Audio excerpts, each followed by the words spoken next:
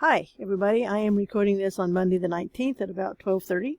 So if you post things after now, they're not late anymore. But I want to get that taken care of first because we got a lot of housekeeping stuff I want to do before I get into working on the source analysis stuff. So a couple of things first. The KWL activity, here's the class materials right here, was due already. And so if you haven't done it, go ahead and get it done. It'll give you some, and particularly if you're stuck, but go ahead and just give it a shot anyway to fill this stuff out and submit it. The responses will show up on the Google Drive as responses, so you can always find yours later if you want to. They are, in fact, I'll show you where they are. They will be right here. And there have been some that have been posted already, so that's good. All right, so that one should be taken care of already. The Ed Puzzle class, that's the wrong link, but I have reopened this to make it available to you, even though it has a deadline on it. So if you want to use it, you'll do it, and I'll repost the link to make it possible for you to get into it. So those are due already. Then what's due today on the 19th is your first source analysis on the Google Drive on the annotated bibliography. And a lot of you, this is actually already supposed to have been done already too. Do the introductions on these things. So, for example, and this is what it should sort of more or less look like. This is the one for the social responsibility group, and as you can see, there's quite a few people in here. And what I've done is I've already gone through and made a few comments and suggestions and just general things to think about as you're doing your research. Now, nobody's posted any source analyses on here yet. Again, they're not due till the end of today, being the 19th, but this is where they would go. Is right on the start, loading them up on the bottom here.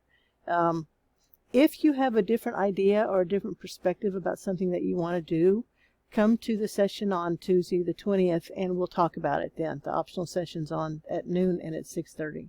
So that's what's going on. This should already be done. Not everybody's done it. There's maybe half the class missing, so go ahead and post something on, one of these in the units, and so you can start talking about and gathering your information and posting your source analyses.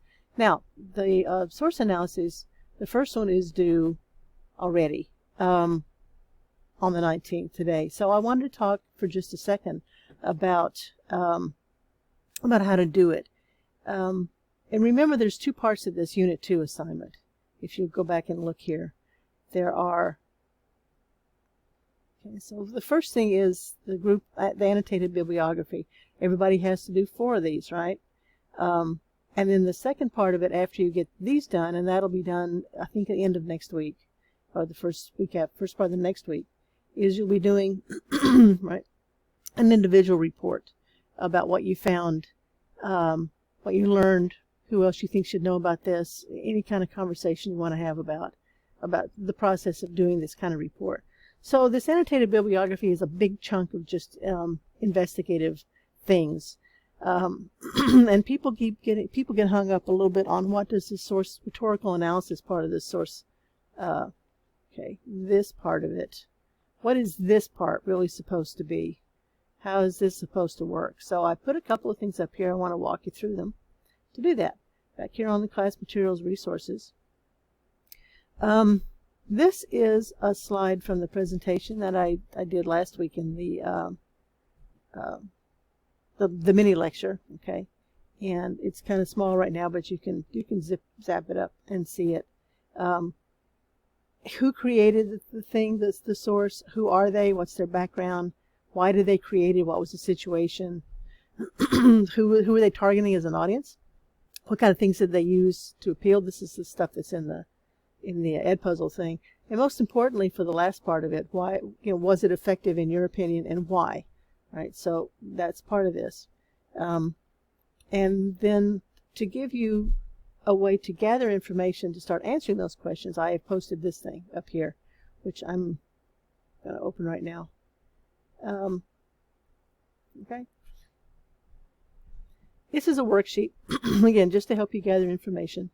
You do not have to turn it in, but it's helpful if you do. So here's put the bibliographic information, a brief summary of a sentence or two, And then these are the questions you should be sort of thinking about and seeing if you can answer, right? Who's the author?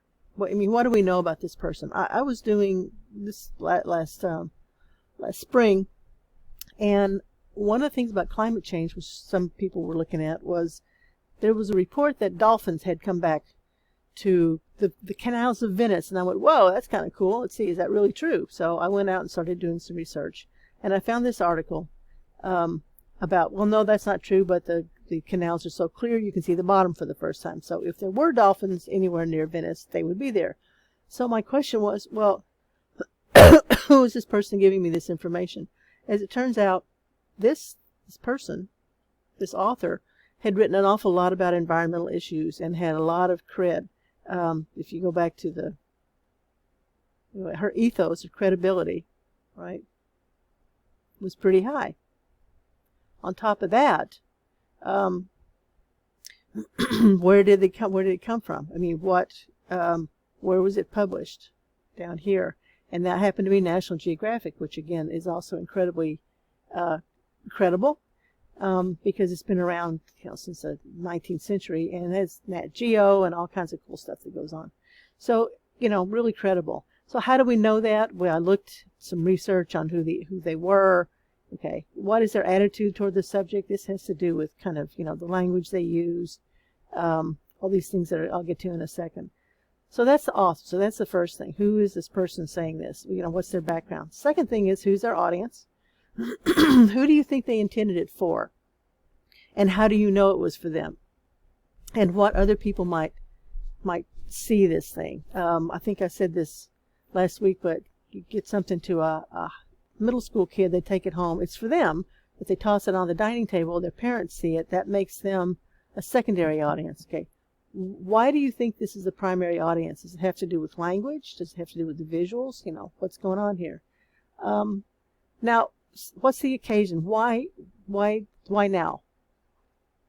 Okay, is there some reason that they wrote this now? Well, if you're looking at things like representation in games, then yeah, what's going on now is there's been a rethinking about how are we representing diversity and stuff. So it's very timely and topical. There may not be a reason, or you may not be able to figure one out. That's okay. It's all right. What's the purpose? What is the author trying to tell us? What are they trying to get us to see? What are they trying to convince us of? Why do they create this in the first place? Why choose this genre? You have to do 4 different genres for your 4 sources. Okay, so you can do a video, you can do an article, you can do a blog post, you can do a research piece from a peer-reviewed article. Any of those is fine. Why was this one the best one for this audience? If it's something toward teenagers and they chose video, well, yeah, okay, cool. If it's meant to be for academics, well, if they didn't use a peer-reviewed article, they're probably not going to hit that audience. That was a really bad choice, right? Talking a little bit about, conventions if you want to. And here is this stuff that I didn't make you look at, but there is the thing in the Google Drive on visual analysis. If we're doing visual stuff, this is really critically important. And some of you mentioned this in your Edpuzzle responses. To look at the color, how things are shot across time, that kind of stuff. How things are arranged, how quickly it's edited, how fast the cuts are, that kind of stuff.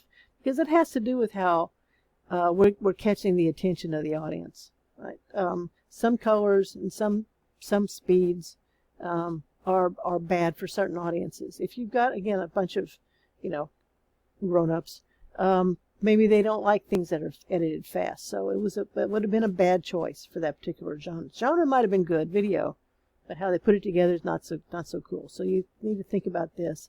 And then tone is something that's sort of separate. It's a little separate little deal. Genre is important. But how do we know what their approach is or how they're approaching this information? And this is where these rhetorical appeals, logos, pathos, and ethos come in. The thing about these appeals is that they're not always conscious. A lot of times we create something and we have a sort of instinctual feeling for who the audience is. And so we just sort of know what's going to play to that audience better. If we're creating an ad, right, and we want to touch people, we use pathos without thinking about it. We use emotion. We bring it in. If we're trying to convince somebody that our position is correct and we've got a lot of research to back it up, then logos is obviously, you know, facts and data is obviously what you're gonna choose to use.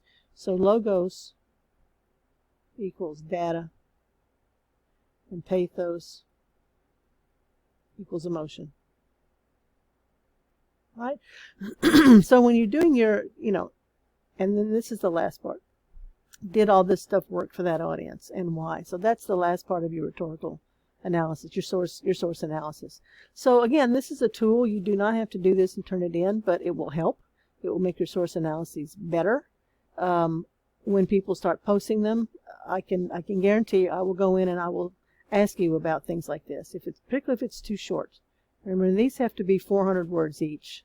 Each source analysis has to be 400 words. So what I'm finding in my other classes, and what always happens, is people just make this rhetorical analysis part really too short, and they're not digging into why a particular text or message is there, why it works, and why it doesn't. And this is what will give you the information, the examples from each source that you can use in your rhetorical analysis. Okay, so that's all that's there. Sorry, that is the schedule coming up. All right, but that's where we are. So this is help for you to do those source analyses. There are, again, get my mouse back here, an example of one, a short one. It's too short, but it's up there because it's from my class this summer, and they had a whole different thing, but this is sort of an idea about it. This was a very short version of a rhetorical analysis. It talks about how the video had the look and the editing and sound were good. I would have liked to have seen more explanation of that. It uses a combination of voices and says what the voices are. So she got really specific about what it was and how to analyze the aspects of it. And then she gets into the overall analysis part of it, right? Which is really almost more important than any of it. Because it's your analysis of whether this particular source worked or not. Right? So that's that. So once you start getting your things posted into, back over here, into your doc, into the drive, okay. Is that it? Then I will start making comments on it on the side, like I've done with the introductions part, and leave comments for each other, kind of the way that I did it. Back. Right. So when you're doing this and you want to leave comments about the source analysis, this is not about critiquing the writing at all. It's about saying, well, do I think that you missed something? Or here's another question, did you think about, because it's a video and you really haven't talked about how the video looks, shouldn't you do something about that? So those are the kind of comments you're going to be leaving for each other. I am, on top of everything else, going to, I have put up the 2 coming weeks schedules so that you'll have them and see what's going on. So they're in here. They will be in here too if they're not already. And so that's what's going on. So it's source analysis this week and next week, and then the individual report will be coming the week after that. And I'll talk about that next week in the mini lecture. So if you have questions, DM me on Slack or come to the sessions on Tuesday at noon or 6:30, and I will see you guys later.